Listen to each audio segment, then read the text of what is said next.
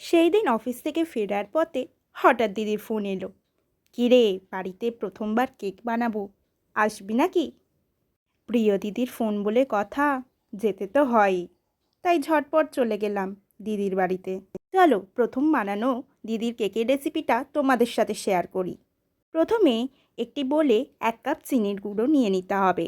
তার মধ্যে একটি ডিম ভালো করে ফেটিয়ে দিয়ে দিতে হবে।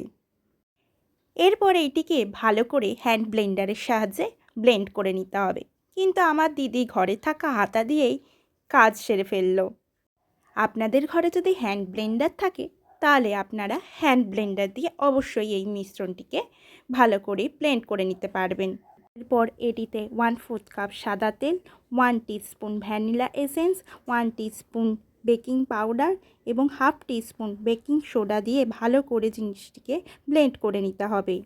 মিশ্রণটির থিকনেস যখন এরকম হবে তখন তাতে 1 কাপ ময়দা মিশিয়ে দিয়ে ভালো করে মিশ্রণটিকে আবারও ব্লেন্ড করে নিতে হবে।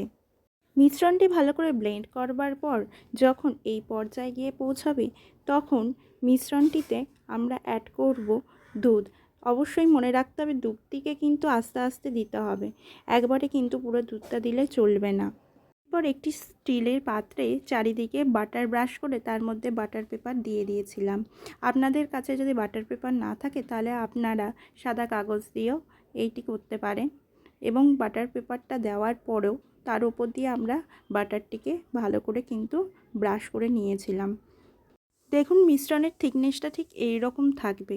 এরপর আমরা এটিকে ওই পাত্রটিতে ঢেলে নেব।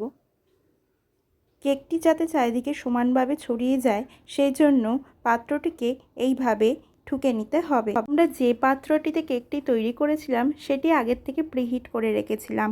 এরপর এটিতে একটি স্ট্যান্ড দিয়ে তার উপরে কেকটি রেখে প্রায় 30 মিনিটের মতন এটিকে বেক করেছিলাম।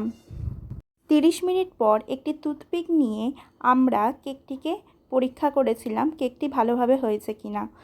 এই টুথপিকটি যদি ভালো করে বেরিয়ে আসে তাহলে ভাবতে হবে কেকটি রেডি।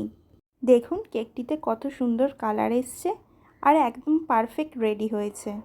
চলুন আপনাদেরকে কেকটি কেটে দেখাই কতটা সফট হয়েছে কেকটি। সত্যি কথা বলতে প্রথমবারই যে এত সুন্দর কেকটি হবে আমি আর আমার দিদি দুজনেই ভাবতে পারিনি।